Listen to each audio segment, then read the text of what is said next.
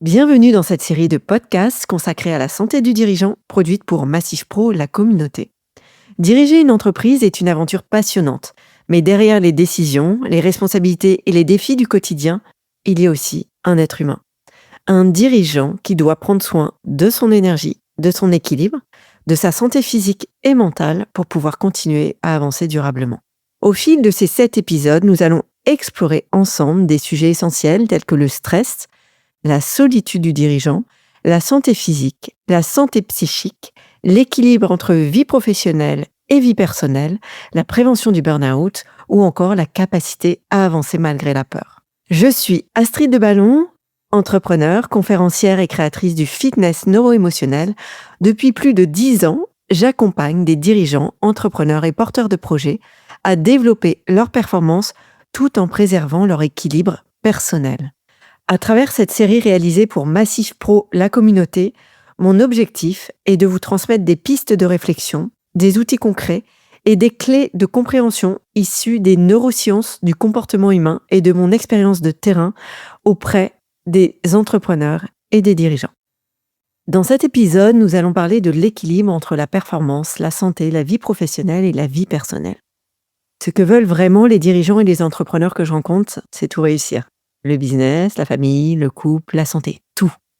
Et quand on est passionné par ce qu'on fait, on ne réalise pas toujours que les autres espaces de notre vie ont besoin d'autant d'attention que notre entreprise. J'ai écouté il n'y a pas longtemps l'interview d'un entrepreneur qui expliquait ses priorités avec une clarté absolue.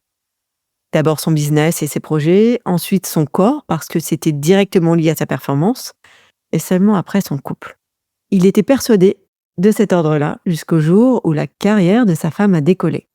Elle a commencé à être extrêmement prise. Il rentrait le soir, elle n'était pas là, elle était en déplacement. Et elle a commencé à lui manquer.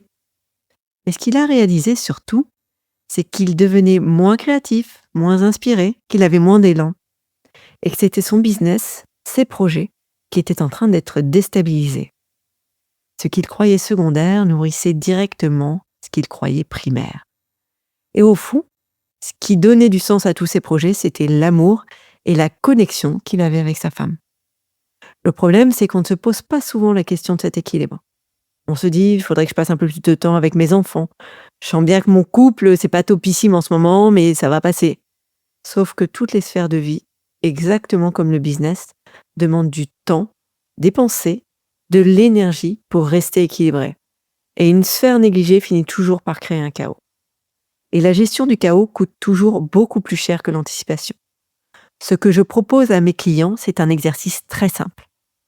Prendre chacune de leurs sphères de vie, le couple, le travail, les finances, la famille, la santé, les loisirs, la vie sociale et la spiritualité.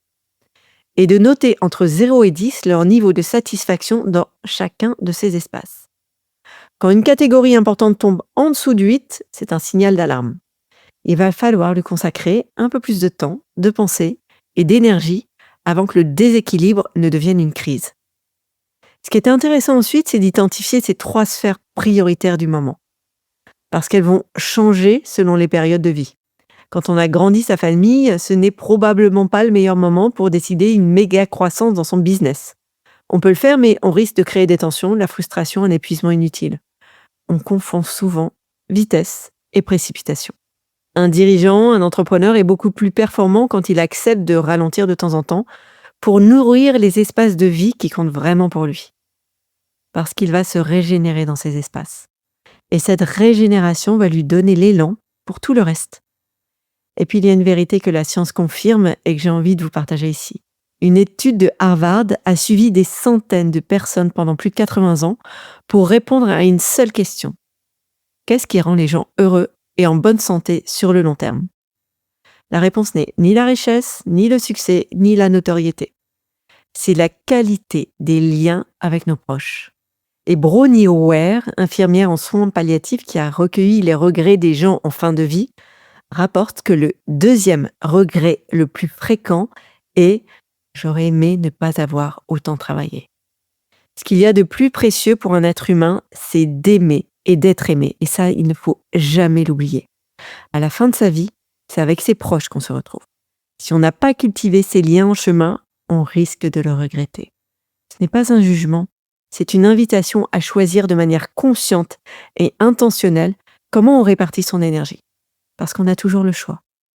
On fait des plans stratégiques pour ton business, eh bien là, il s'agit d'organiser sa vie exactement comme son entreprise, en gérant ces différentes sphères de vie avec un plan, une intention et une vraie stratégie.